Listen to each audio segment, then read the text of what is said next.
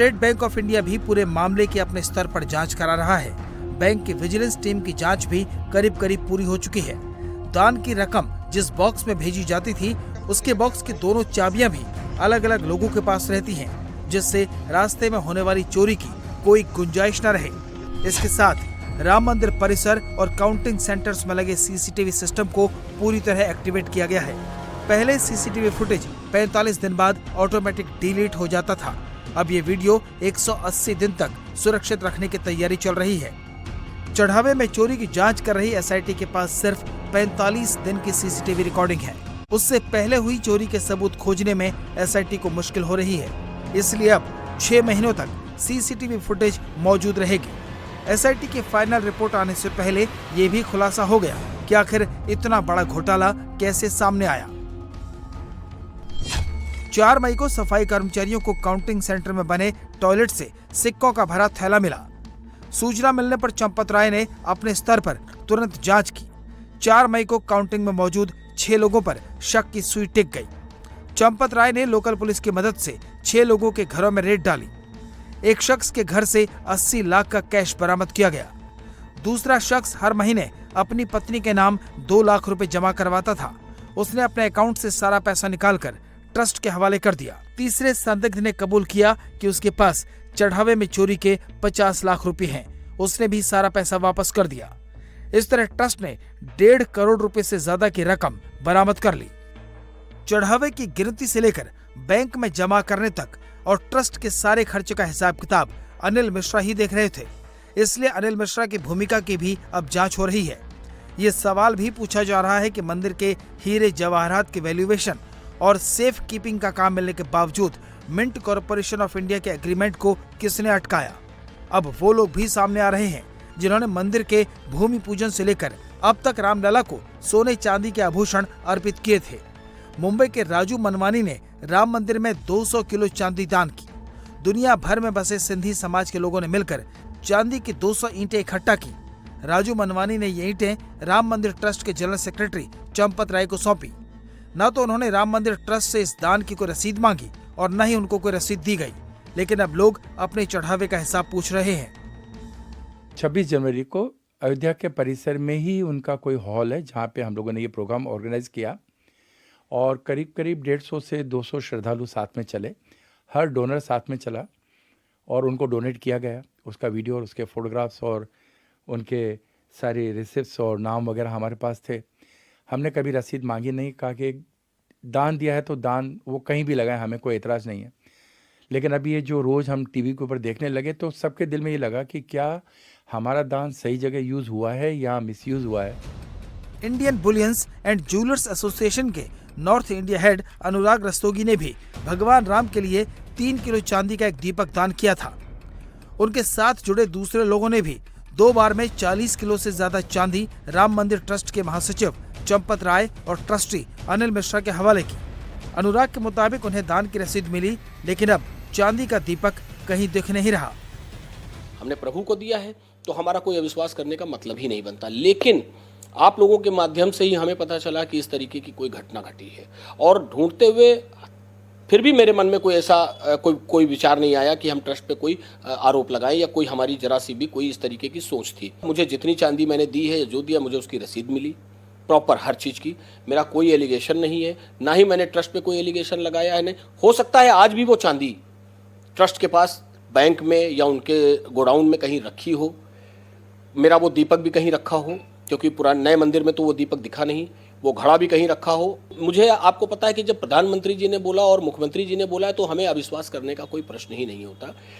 एक पूरा भरोसा है हमें हमारे मुख्यमंत्री जी पर, हमारे प्रधानमंत्री जी पर कि लाखों लोगों की आस्था से जुड़े हुए हैं मंदिर, उनकी आस्था ये कभी खराब नहीं होने देंगे। राम मंदिर में करोड़ों का चढ़ावा आ चुका है। कई किलो सोना और चांदी के साथ साथ कीमती जवाहरात लोगों ने आस्था पूर्वक दिए। अब सबको एसआईटी की रिपोर्ट का इंतजार है, जिससे दूध का दूध और पानी का पानी हो सके। अयोध्या में राम मंदिर में चढ़ावे पर लगे ग्रहण के बीच अब शेष अवतार मंदिर में ध्वजारोहण किया जाएगा।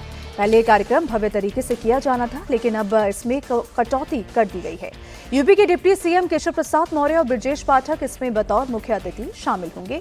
श्री राम जन्मभूमि तीर्थ क्षेत्र ट्रस्ट के महासचिव चंपत राय, सदस्य डॉक्टर अनिल मिश्र और विशेष आमंत्रित सदस्य गोपाल जी राव इस समारोह से दूर किए गए हैं। उनकी जगह पर ट्रस्ट के कोषाध्यक्ष गोविंद देवगिरी और निर्मोही अखाड़ा के महंत दिनेंद्र दास शेष अवतार मंदिर में ध्वजारोहण के कार्यक्रम में देखरेख करेंगे। पहले इसमें 5000 लोगों को बुलाने की योजना थी, लेकिन अब इसमें बड़े पैमाने पर कटौती कर दी गई है। शेष अवतार मंदिर की विशेषता ये है कि इसकी ऊंचाई रामलला के गर्भगृह में स्थापित आसन की ऊंचाई के बराबर रखी गई है। मंदिर के शिखर पर 51 फीट की ऊंचाई पर धर्म ध्वजा स्थापित की जाएगी। तो जिस तरह की खबरें मंदिर में चढ़ावा चोरी की आ रही थीं, इस बीच शेषावतार मंदिर का ध्वजारोहण होना था और लेकिन इसका जो कार्यक्रम पहले भव्य रखा गया था, इसमें कटौती कर दी गई है। यूपी के डिप्टी सीएम केशव प्रसाद मौर्य और ब्रजेश पाठक अब इसमें बतौर मुख्य अतिथि शामिल नहीं होंगे। श्री राम जन्मभूमि तीर्थ क्षेत्र ट्रस्ट के जो महासचिव हैं चंपत राय, सदस्य डॉक्टर अनिल मिश्रा और विशेष जो आमंत्रित हैं सदस्य गोपाल जी राव, इस समारोह से अब इनको दूर रखा गया है। उनकी जगह पर ट्रस्ट के कोषाध्यक्ष गोविंद देवगिरी और निर्मोही अखाड़े के महंत दिनेंद्र दास मंदिर में ध्वजारोहण के कार्यक्रम की देखरेख करेंगे। पहले 5000 लोगों को बुलाने की योजना रखी गई थी, लेकिन अब इसमें भी कटौती कर दी गई है।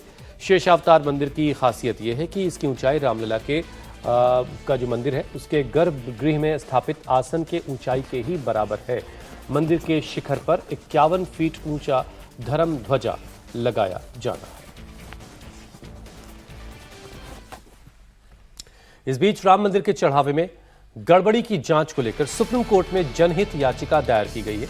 अजय कुमार राय और दिनेश कुमार यादव नाम के 2 वकीलों की तरफ से दायर याचिका में मांग हुई है कि राम जन्मभूमि ट्रस्ट के पैसों में गड़बड़ी के आरोपों की एफआईआर दर्ज की जाए।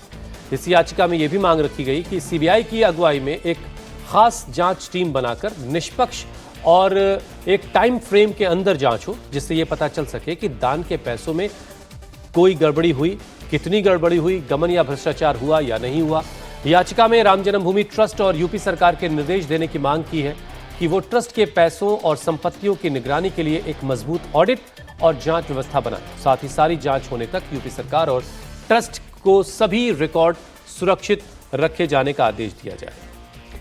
वह इस बीच बैंक खाते, दान रजिस्टर, ऑडिट वीडियो और report, CCTV footage, computer data, किसी भी रिकॉर्ड या सबूत को नष्ट करने या उसमें छेड़छाड़ करने पर रोक लगाई जाए।